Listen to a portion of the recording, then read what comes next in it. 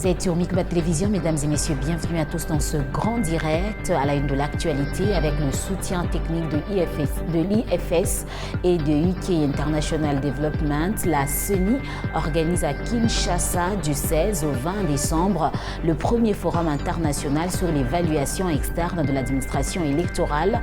Ce forum a pour objectif d'évaluer les avancées dans le processus électoral.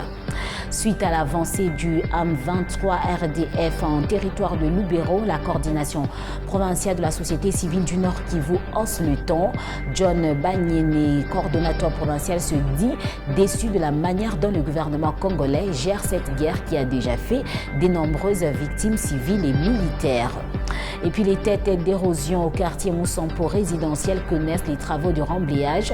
Ce projet a été initié par Betty Kiandoketoke, chef de secteur Milou, pour sauver les vies humaines et des habitations. Mesdames et messieurs, c'est tout pour le sommaire. On en parle tout de suite.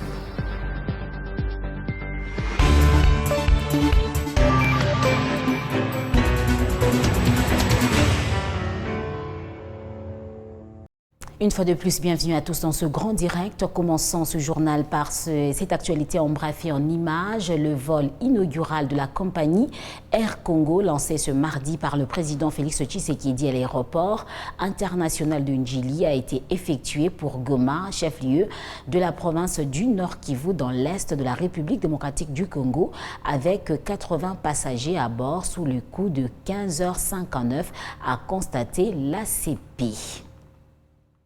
Comme je l'ai annoncé, la CENI organise du 16 au 20 décembre 2024 le premier forum international sur l'évaluation externe de l'administration électorale. L'événement se tient à Kinshasa avec le soutien technique de l'IFS et de UK International Development. Ce forum mettra en lumière la dimension genre et inclusion dans le cadre du cycle électoral. L'objectif est d'évaluer les avancées dans le processus électoral et de formuler des recommandations concrètes pour garantir une meilleure inclusion. Les détails avec Félix Matoudi. Avec l'appui de ses différents partenaires, plusieurs efforts ont été fournis par la CENI pour procéder à l'institutionnalisation de l'approche genre et l'inclusion dans le processus électoral et les réformes politiques et administratives. Ces efforts font l'objet des travaux de ces premiers forums nationaux sur l'évaluation externe de l'administration électorale dans sa dimension genre et inclusion au 4e cycle électoral qui seront intégrés dans la méthodologie afin d'examiner les vulnérabilités qui contribuent à l'inégalité d'accès des groupes marginalisés, notamment les femmes, les jeunes, les personnes vivant avec handicap et les peuples autochtones au processus électoral en RDC. D'identifier les forces, les faiblesses et les défis à surmonter et d'engager des solutions sous forme de recommandations dans la perspective d'améliorer la loi électorale future. Evelyne Moulemangabou Nebintou, responsable du bureau genre et inclusion et représentante de la directrice pays au sein de l'IFS, s'est dit très heureuse de l'apport technique de sa structure dans le cadre des procédures électorales en RDC, notamment la mise en place d'une lexique en langue des signes des termes électoraux pour les PVH. La CENI a pensé organiser pour une première fois après les élections un exercice aussi démocratique de redevabilité qui consiste à faire une évaluation interne, mais par les externes, ça veut dire par les parties prenantes. C'est une évaluation de l'administration électorale, mais dans sa dimension genre. Comment l'administration électorale de notre pays a géré cette question de l'inclusion pendant les cycles électoraux, mais plus particulièrement les cycles électoraux de 2023. La tenue de ces premiers forums, une initiative vivement saluée par les PVH et les peuples autochtones venus du territoire des Bikoro dans la province de l'Équateur et d'autres localités de l'espace Grand Bandundu. Si aujourd'hui on aura l'intégration des personnes vivant avec handicap, des personnes vulnérables, les femmes et consorts, je pense que c'est déjà quelque chose de bien et chacun de nous va s'approprier des résultats que nous sommes en train de construire nous tous ensemble. Ce premier forum national sur l'évaluation externe de l'administration électorale dans sa dimension genre et inclusion au 4e cycle électoral qui regroupe près de 140 participants va durer 5 jours et sera sanctionné par un document destiné aux partenaires de la centrale électorale. L'échec de la tripartite Rwanda-Angola-RDC, occasionné par le refus de Paul Kagame de prendre part à cette rencontre prévue le dimanche 15 décembre dans la capitale angolaise, qui s'inscrit dans le cadre du processus de Luanda destiné à lever des options susceptibles de rétablir la paix dans l'est de la RDC. Cette question était au cœur de la rencontre à Kinshasa entre la chef de la diplomatie congolaise, Thérèse Kayikwamba, et les chefs des missions diplomatiques accrédités en République démocratique du Congo. La République démocratique du Congo tient à rétablir les faits concernant ces événements, surtout après une déformation des réalités par le Rwanda. Par ses timbres vocaux saturés de déceptions, la ministre d'État aux Affaires étrangères, à la coopération internationale et francophonie, Thérèse Kayikwamba-Wagner, s'est adressée au chef des missions diplomatiques sur l'échec de la tripartite de Luanda. En tant que pays voisin. Dans ces mots, la patronne de la diplomatie congolaise a renseigné que sans vergogne, Paul Kagame accorde une importance surdimensionnée au dialogue qu'elle qualifie d'illusoire entre l'RDC et les M23, se moquant même d'un accord de cessez-le-feu entre belligérants. Nous pensons que la facilitation angolaise reste déterminée. Nous pensons aussi que le président Uhuru Kenyatta reste déterminé et donc que les deux processus ont encore de l'espoir. Mais tout cela dépend sincèrement de la posture du Rwanda, une posture qui a manqué en courtoisie, en élégance, et nous espérons justement que les engagements des deux facilitateurs nous aideront à avoir plus de compréhension sur la posture du Rwanda, sur cette action qui a sapé les efforts qui ont été entrepris depuis juillet 2022. Et nous espérons aussi que les partenaires que vous êtes, et vous n'êtes pas des partenaires exclusifs à la RDC, mais vous êtes aussi, dans la plupart des cas, des partenaires au Rwanda, que, à travers vos partenariats, vous puissiez aussi mieux comprendre la posture du Rwanda et motiver le Rwanda, s'il a vraiment cette volonté. Thérèse Kayikwamba-Wagner réitère l'engagement de la RDC au processus de Luanda et appelle la communauté internationale à assumer ses responsabilités. La position de la RDC a été de voir comment et de proposer comment le processus de Nairobi pourrait être placé aussi sous la houlette de l'Union africaine. Ceci faciliterait encore une fois l'interaction entre les deux processus, l'interaction entre les deux facilitateurs et harmoniserait, si vous voulez, la question du parrainage institutionnel. En quoi, Thérèse Kayikwamba-Wagner, chaque hésitation et chaque silence face aux agressions dans l'est de la RDC alimente davantage l'instabilité et les souffrances dans la région, d'où l'impérieuse nécessité d'une implication de la communauté internationale de mettre fin aux atrocités dans la partie est du Congo-Kinshasa. Sur ce même sujet, la rencontre prévue entre Félix Tshisekedi et Paul Kagame à Luanda en Angola pour tabler sur un accord devant mettre fin à l'insécurité dans l'est de la RDC n'a pas eu lieu, le Rwanda exigeant d'abord un dialogue entre la RDC et les terroristes du M23, une proposition rejetée par le gouvernement congolais. Fils Kalimwui, acteur de la société civile là-bas, soutient la position du gouvernement de Kinshasa. Pour lui, le M23 doit arrêter les massacres des populations et l'explication illicite des minerais. Si c'est un manque de respect envers notre pays, la République démocratique du Congo, et je crois que ça doit nous interpeller, nous Congolais, à avoir une attitude à prendre contre ces pays qui est le Rwanda, parce que chez nous, nous avons été polis, nous avons été respectueux de la diplomatie, nous avons vu notre président de la République se déplacer, en raison du respect qu'il a avec le Rwanda, quelle que soit son attitude, mais nous avons encore la considération avec le Rwanda. Le président s'est déplacé, il est parti chercher la paix entre la République démocratique du Congo et le Rwanda, quelque chose que nous saluons, et nous saluons aussi sa détermination, parce que ça montre qu'il est réellement déterminé pour amener la paix à l'Est, et il est prêt à tout, même à se faire humilier pour son pays. C'est quelque chose de très bon que nous apprécions. Mais pour le Rwanda, il faudrait prendre des dispositions nécessaires qui peuvent permettre à ce que nous puissions en finir avec ces pays, parce que à la lueur où vont les choses, on sent qu'il n'y aura plus de dialogue, on sent que c'est la guerre qui est en train de se préparer, qui sera l'unique moyen où nous pouvons parvenir à rattraper la paix à l'est de la République démocratique du Congo. Nous sommes un pays organisé, un pays où règne la démocratie, un pays où tout citoyen a l'obligation de s'exprimer. Et je ne crois pas que la meilleure façon de s'exprimer, c'est de tuer ses confrères ou ses consoeurs. La meilleure façon de s'exprimer, c'est d'écrire, de parler, d'utiliser les vases médias pour faire parvenir vos besoins à l'État, afin que l'État puisse s'asseoir et voir ce qu'il peut faire.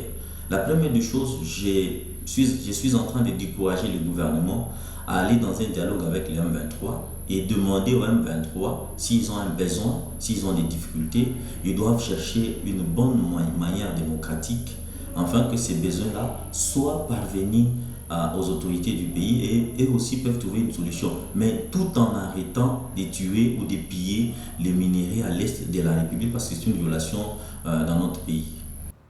Suite à l'avancée du M23 RDF en territoire de Lubero avec la prise hier lundi de la localité d'Alimbongo, la coordination provinciale de la société civile Nord Kivu hausse le ton. John Banyini, son coordonnateur provincial, se dit déçu de la manière dont le gouvernement congolais gère cette guerre qui a déjà fait de nombreuses victimes civiles et militaires.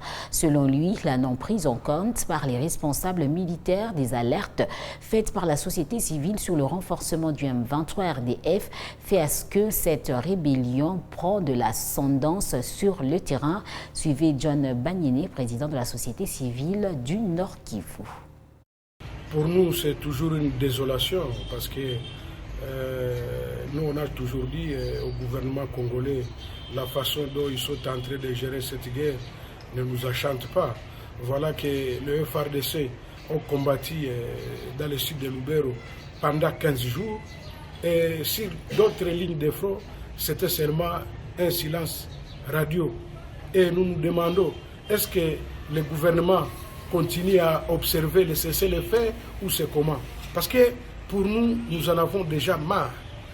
Et quand les rebelles du M23, RDF, AFC continuent à conquérir des villages et des villages, et le FARDC font les replis stratégiques, pour nous vraiment, nous nous demandons si c'est quelle tactique de guerre. Parce que, tel que je disais, sur les autres lignes de front, rien n'est fait. Et nous nous demandons, est-ce que le gouvernement a vraiment le souci de récupérer toutes les zones qui sont occupées par ces terroristes du M23, en laissant seulement les ennemis eux-mêmes attaquer sur un axe, se renforcer, faire quoi, tout ça. Parce que la semaine passée, il y a eu des alertes.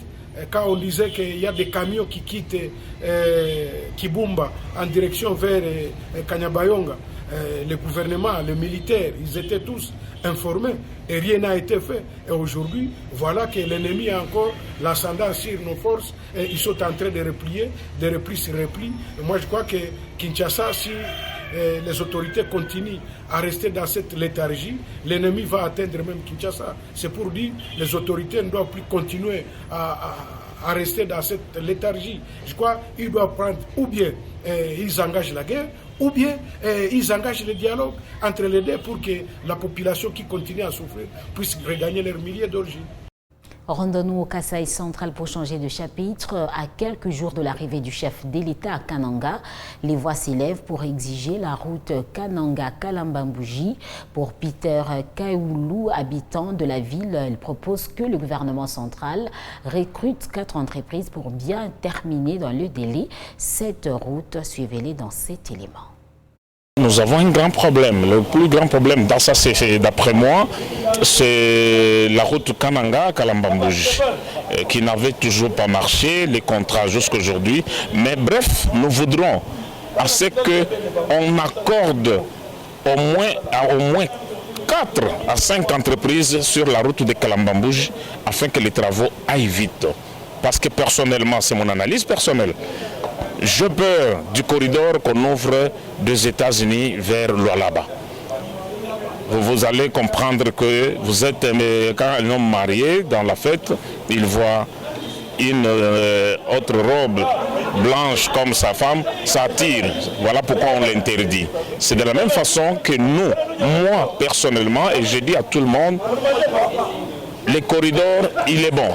Je ne suis pas contre, mais il faut que d'abord, nous, fils du Kasaï central, aujourd'hui, nous puissions parler haut et fort que nous puissions parler comme une seule bouche, que nous obtiennons au moins 4 à 5 entreprises pour Kananga, Kalambambouj, qui est la route de l'espoir.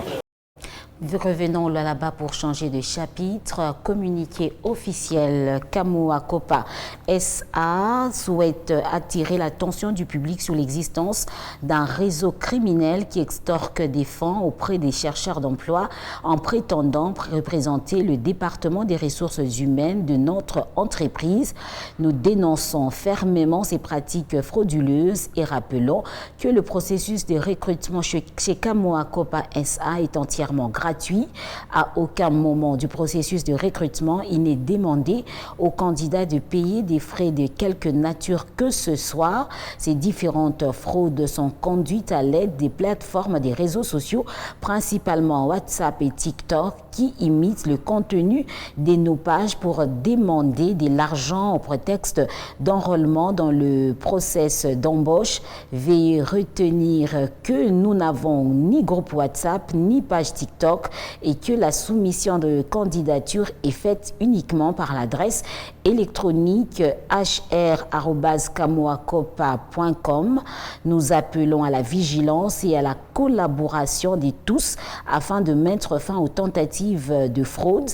Si vous avez été contacté par des individus se faisant passer pour des représentants du Kamoa-Kopa SA ou si vous avez connaissance d'agents de notre entreprise impliqués dans de telles pratiques honteuses, nous vous prions de les signaler immédiatement aux autorités compétentes. C'est signé la direction. Autre chose, 2 projets de budget ont été jugés recevables par les élus provinciaux ce lundi 16 décembre 2024. Il s'agit du budget rectificatif 2024 et celui du budget de la province exercice 2025. Bien avant cette recevabilité, Fifi Masuka Saini, gouverneur de province, a répondu à toutes les questions de fond lui posées par différents groupes parlementaires. Parmi les 4 groupes parlementaires, le premier à prendre la parole pour ses préoccupations à la gouverneure de province, Fifi Masuka Saini, autour du budget rectificatif 2024 et du budget de la province exercice 2025, était celui d'Ensemble et Alliés avec l'honorable Pascal Malouka. La construction des barrages photovoltaïques dans les territoires de Sandoa et d'Ilolo ont retenu leur attention. Nous, avec la construction de 2 centrales photovoltaïques à Sandoa et à Ilolo, qui étaient prévues dans le budget de l'exercice en cours et qui sont également reprises dans le projet de budget 2025, page 67. Ensuite, le groupe parlementaire A24 et Alliés, représenté par l'honorable Willy Mayonde. Il a abordé le fonctionnement de la direction des recettes du Lualaba qu'il qualifie transitoire. L'annexe D relative aux recettes reprend l'ancienne régie financière, la direction des recettes du Lualaba d'Eroise. Face à cet état des choses, le groupe parlementaire voulait savoir si la DERLU va continuer à fonctionner de manière transitoire jusqu'à la fin de l'exercice 2024. Pour le groupe parlementaire AA-UNT Alliés, représenté par l'honorable Jean-Marie Chisainga, la situation globale sur la rétrocession des entités territoriales décentralisées a été abordée. Nous avons aussi constaté la disparité des coûts. Il s'observe une disparité des coûts dans plusieurs projets entre ceux retenus dans le plan Kekela et ceux repris dans le projet de guide 2025.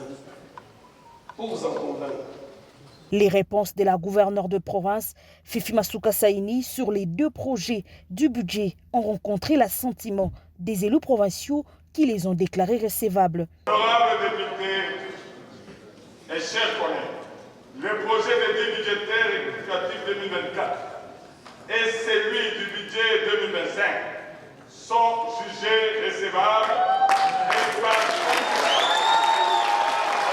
Ainsi, ces 2 projets de budget sont versés à la Commission économique et financière pour examen et Dans la province du Lualaba, le projet des dits budgétaires exercice 2025 déclaré recevable par l'Assemblée provinciale suscite le débat dont le chef des analystes politiques, le professeur Sylvain Kantolomba, trouve que ce budget n'y rencontre pas les desiderata des Lualabais. Il contient par ailleurs des projets évalués à des coûts de réalisation exorbitants.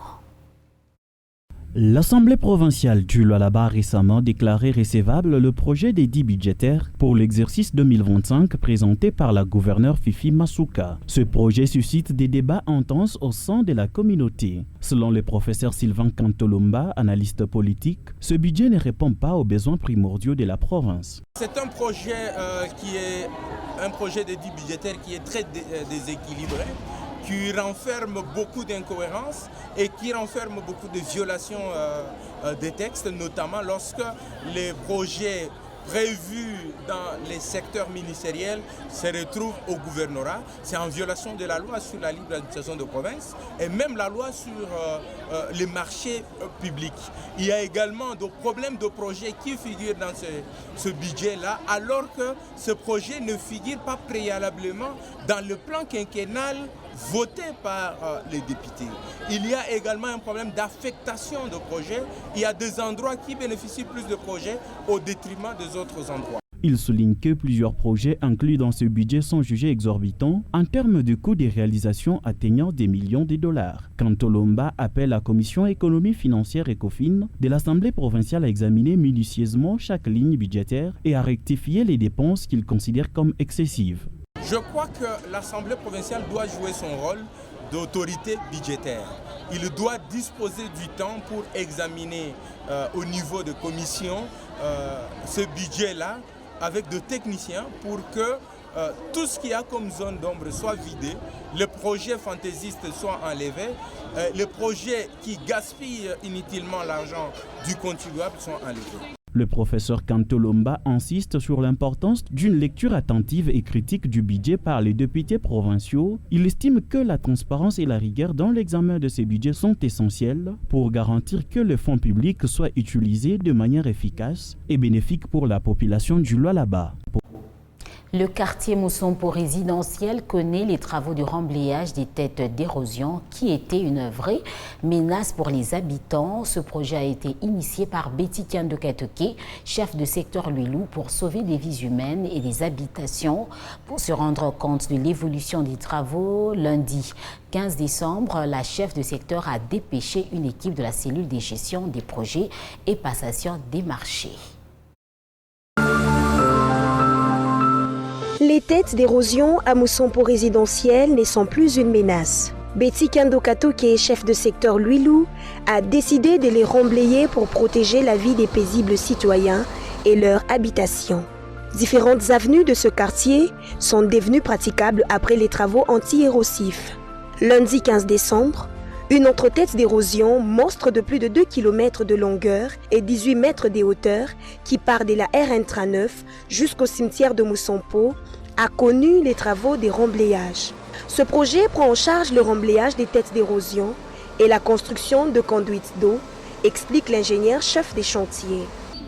Alors, lorsqu'on aura terminé le remblayage, il y aura la phase de construction. On va construire une grande collecteur qui va collecter toutes les eaux qui viennent de San Africa et tout aux alentours de la ville, de la cité ici Moussompo, pour les emboucher du côté après cimetière qui est derrière moi ici. L'équipe des passations de marché déléguée par Betty Kiando Katoke était sur place pour s'enquérir de l'évolution de travaux. Le tout se passe bien à la satisfaction des habitants. Ces derniers n'ont pas tari d'éloges à l'endroit de Betty Kiando Katoke qui a répondu à leurs cris de détresse. Baba, tout reconnaissant. Population Moussompo est tellement reconnaissant. Tunashukuru, tunapika merci sana. Koko mama secteur. Tulijunguluka sana ku secteur. Mais tumiaka majuba sema dans peu de temps muna baona. Hapa tunabaona, tunamucha asante sana. Kama baba kuko kutusaidia, tulipashi kwenda na watoto, tulipashi kufa, mpango tulipashi kupotea. Tellement tuko reconnaissant. Mungu ababariki sana. Mama Betty katika kutenda mema ushichoki. Mungu akubariki sana sana sana. Ok, Mama Betty, bon, juste tunamuremercier sana. Nju kazi anafanya ni kazi munene. Tunaona quand même kazi na accéléré. Bantu bale bote croire que va perdre mais bana récupérer ma pango yao. Par ce projet, Betty Kandokato qui vient de sauver des vies et essuyer les larmes des habitants du quartier Moussompo résidentiel qui assistaient impuissamment aux menaces d'écroulement de leur maison. La chef de secteur Luilou s'active sur les terrains à répondre aux desiderata de la population en suivant la ligne directrice tracée par l'exécutif provincial Fifi Masuka Saini. Depuis le 1er décembre 2024, le site Nyoka de la concession de l'entreprise CMT a été envahi par les créateurs artisanaux venus de certains coins de la province du Lualaba. Après multiples négociations entre ces exploitants et le concessionnaire, rien n'avait filtré. Le dimanche 15 décembre, certains éléments des FRDC ont été déployés pour que le concessionnaire récupère son site. Les détails avec Oscar Kalambay. Des cris des oiseaux, des galeries vides, aucun trésor n'est présent. C'est l'image qui est restée dans le site Nyoka à Chipuki, envahi depuis le 1er décembre par les exploitants miniers artisanaux. Ceci est le résultat du déploiement des militaires effectués ce dimanche dans la matinée. Trouvé sur place, aux côtés des FRDC en pleine opération, le représentant de l'entreprise victime de cette invasion s'est dit satisfait du travail abattu par les décideurs, particulièrement l'implication du chef de l'État qui se bat pour rétablir l'autorité de l'État et la gouverneure Masuka pour son implication dans le rétablissement de l'ordre. Aux populations qui n'ont pas répondu à l'appel de ceux qui ne juraient qu'à la violation d'un bien privé. Dans l'opération effectuée, aucun dérapage n'a été enregistré, a fait savoir Maître Christian, avocat conseil. Nous sommes arrivés sur le site. Le peu de trésors qui étaient encore là ont pris fuite et le tout s'est passé sans heurts, sans blessures, sans quoi que ce soit et même sans tir de coups de balle. Il rassure par ailleurs du début effectif de la mise en valeur du site pour éviter de nouvelles intrusions. Nous allons prendre des dispositions en concertation avec l'autorité provinciale pour qu'un plan de délocalisation soit mis en exécution. Ceux qui doivent partir, ils peuvent déjà partir. Comme ça, ça nous permet à partir du mois de février de commencer la découverture ici sur le site. Entre-temps, tous les coins et recoins du site sont minés des militaires venus rétablir l'ordre. Même la petite guérite qui servait d'abri à ceux qui étaient commis à la sécurité est vide. À travers cette présence militaire, une mise en garde est faite à ceux qui s'adonneraient à un nouveau sabotage des investisseurs, ont fait savoir les habitants de la périphérie. Parlons culture pour terminer. Les artistes évoluant dans différents domaines à Kolwezi, dans la province du Lualaba, ont été reçus ce 16 décembre à la Société congolaise des droits d'auteur et droits voisins, SOCODA en sigle. Cette dernière a voulu améliorer le climat de travail entre elle et les artistes, créateurs des œuvres de l'esprit. Pour marquer ce moment, ces artistes ont été gratifiés. Après les querelles ayant marqué la Société congolaise de droits d'auteur et de droits voisins, la présidente du conseil d'administration assurée par Blaise Boulan avec les directeurs provinciaux Aristote Mouilamboué s'affaire à rétablir un bon climat avec les artistes affiliés. Ce 16 décembre à Kolwezi, ce sont les artistes des différents domaines du Lualaba qui sont au bureau de la SOCODA. Après un moment de prière et les présentations, les directeurs provinciaux Aristote Mouilamboué s'expriment sur l'activité. De répondre à notre appel. C'est avec la bénédiction du PCA Blaise Monga et le DG Abou Michel que nous avons jugé utile de vous inviter dans notre office. Et pour cela, nous avons disponibilisé quelques vivres à vous remettre à chacun de nous pour des festivités. En profitant de cette occasion, je voulais transmettre les messages de notre PCA Blaise Monga, je crois d'ici début du mois de janvier. C'est par ici que s'achève ce grand direct. Mesdames et messieurs, merci à tous de l'avoir suivi.